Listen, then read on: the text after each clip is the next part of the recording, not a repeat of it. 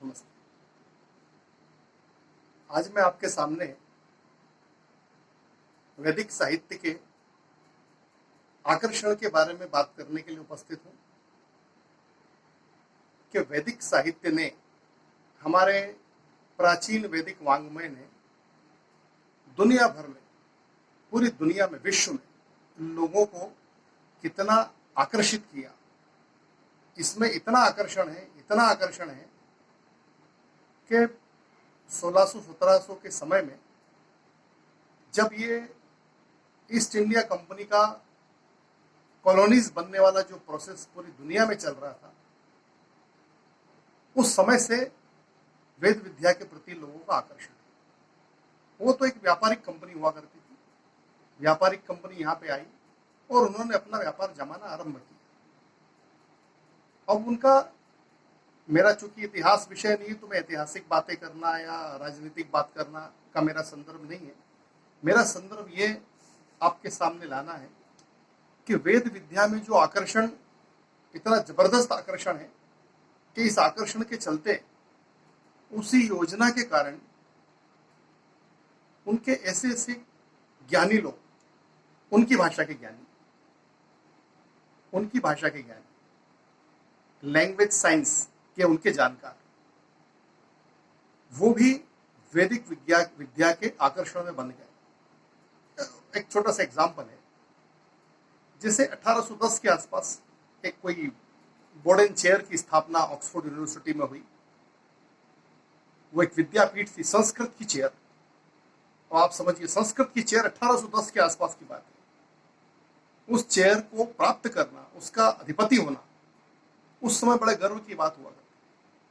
उसकी चेयर में काफी मोनियर वगैरह काफी बड़े बड़े विद्वान उसकी रेस में थे, उनको तो जगह भी मिली।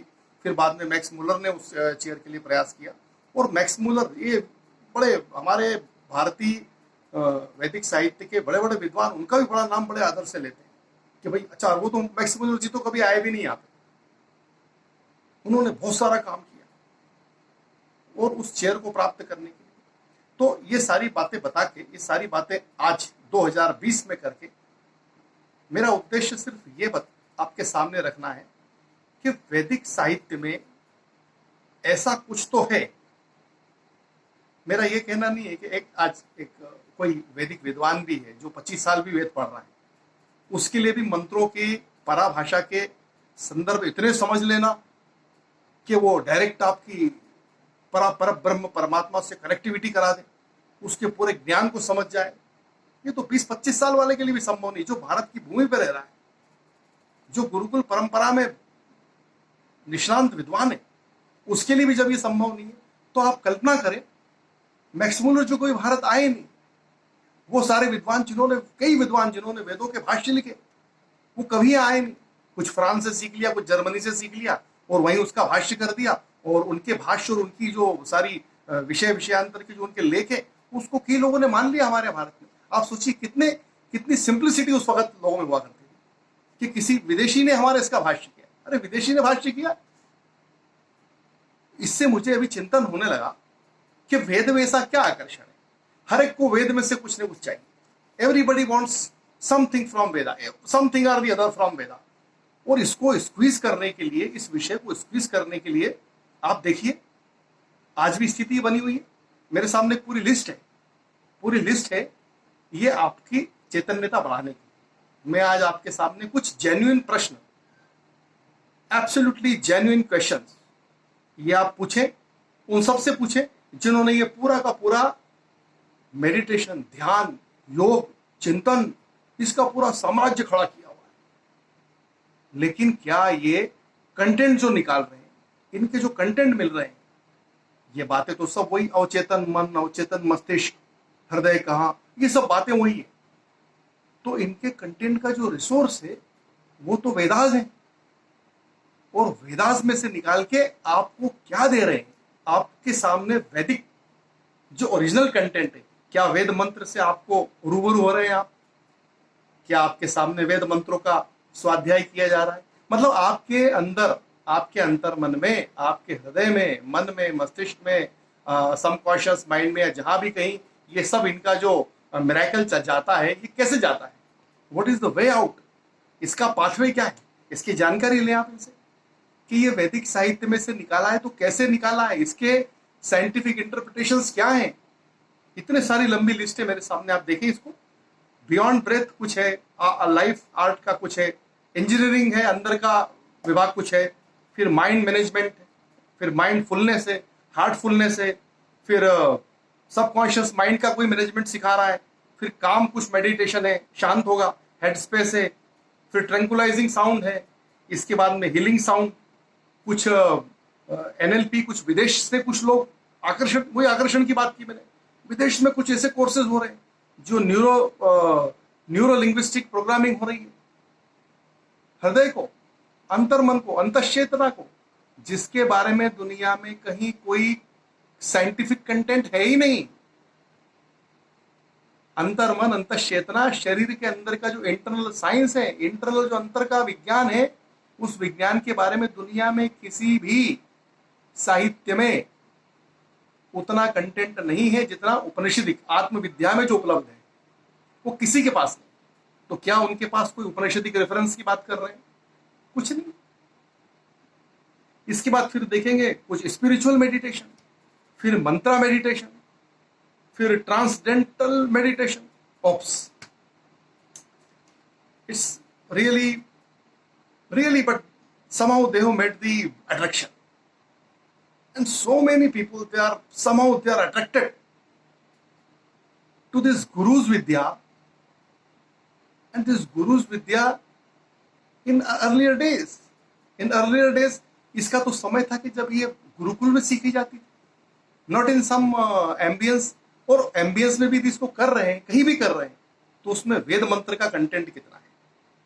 आज का मेरा आपसे बात करने का, आज का मेरे आपके सामने उपस्थित होने का जो मेरा उद्देश्य है, वो उद्देश्य यही है कि 1600 से, बल्कि उसके भी शायद पहले तो ज्ञान विज्ञान के भारतीय दर्शन को और सनातन ज्ञान को ध्वस्त भी किया गया है, लेकिन हम अब उसमें नहीं जाना चाहते।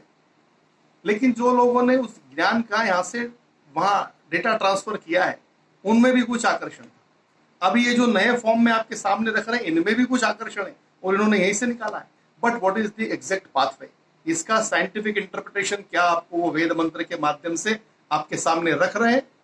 Ask them few genuine question, कि आपके सामने ये जो पूरा आपने हमको बताया है, आप स्वयं महाराज, आप स्वयं कुछ वेद मंत्र का उच्चारण करें, और इन वेद मंत्रों के उच्चारण को, इन वेद मंत्रों को हमारे शरीर विज्ञान से ये inter references, where are the inter references you are finding, either they are in Upanishad or they are in Ved mantras. If Ved mantra, something is said in Vedic literature, it is further documented in Aranyaka. If it is documented in Aranyaka, for different kind of implication, for different kind of implementation, their references are there in Brahman Granthas, and then if the references are there in Brahman Granthas, they are further exaggerated, they are further reference, internal references are available for that mantra samhita in Upanishad. So the exact content is there in Parabhasha in Vedas, then comes down, slowly it comes down to Aranyaka via Brahman Grantha, and then it comes to Upanishad. So how and what it is acting to our body, it is affecting, and what are the effects later on our body. As far as subconscious mind is concerned, mental peace is concerned, mind relaxation is concerned, it cannot be only just that I want to sit this and do that. You can do, I can do. It's not like that. So I am leaving one genuine question. Ask everyone, whosoever is in taking you in that आकर्षण, उस attraction में ले जा रहे हैं आपको, इतने प्राचीन अट्रैक्शन में, कि भाई इसी से हमने निकाला, तो आप उनसे जेन्युइन पूछे कि वेद मंत्रा से इसका क्या कनेक्शन है। देन आपको पता लगता है कि वाकई में आप इस समय में, जबकि सब दुनिया में हर चीज उपलब्ध है, आप उपनिषद उठाइए, 2 उपनिषद देखें, मांडुक्य उपनिषद देखिए, तैत्तिरीय उपनिषद देखिए, उसके हिंदी भाष्य समझ लीजिए, पूरा शरीर विज्ञान समझ में आ जाएगा। इसकी ओम से क्या कनेक्टिविटी हो सकती है। आप स्वयं ओम बोले और 4 वेद मंत्र बोले, 4 वेद मंत्र बोले और 4 बार ओम का उसी विधि से, चारों विधि से, अ उ म और बाद में म साइलेंट, उससे उच्चारण सीखें, आपको खुद को आनंद होगा। तो आपको आज मैं छोड़ रहा हूं इसी जेन्युइन प्रश्न पे कि वैदिक साहित्य में वैदिक मंत्रों से ये सारे NLPs and all this P's and engineerings and all this, इनका क्या, what is the exact relation with Vedic literature? Because they claim to be, if they claim to be guru, they have to give the inferences and the references from Vedas only, because ये भारत में कर रहे हैं. Thank you very much. अगली बार इसी प्रश्न को और आगे बढ़ाएंगे. Good luck, stay blessed.